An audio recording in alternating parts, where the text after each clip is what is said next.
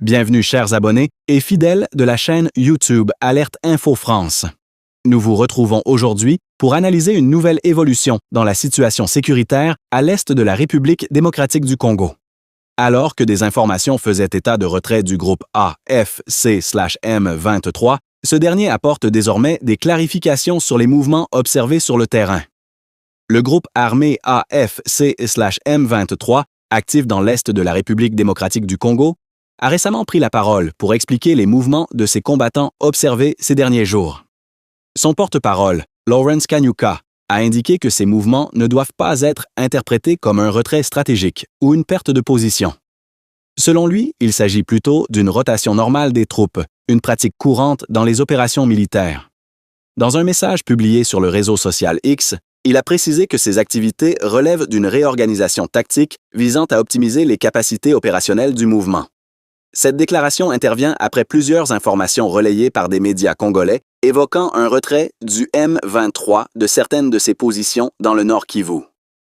Des témoignages locaux faisaient notamment état de déplacement de combattants dans certaines zones du territoire de Lubero. Certains observateurs avaient interprété ces mouvements comme un signe d'affaiblissement ou de repli face à des pressions militaires.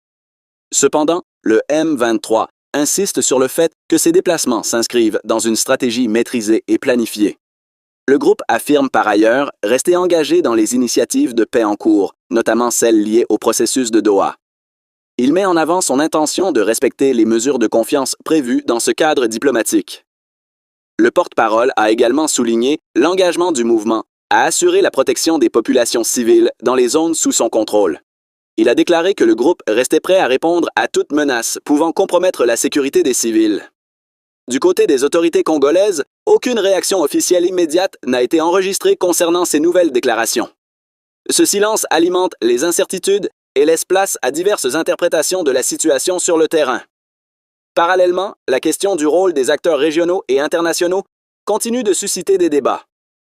Lors d'une réunion du Conseil de sécurité des Nations unies, Massad Boulos a réaffirmé la position des États-Unis. Il a appelé au retrait des forces étrangères du territoire congolais et au respect de la souveraineté de la RDC. Il a également insisté sur la nécessité pour le gouvernement congolais de neutraliser les groupes armés opérant dans les zones qu'il contrôle. Ces déclarations s'inscrivent dans un contexte de tensions persistantes entre la RDC et certains de ses voisins. Des rapports internationaux continuent d'évoquer des accusations croisées concernant le soutien à différents groupes armés.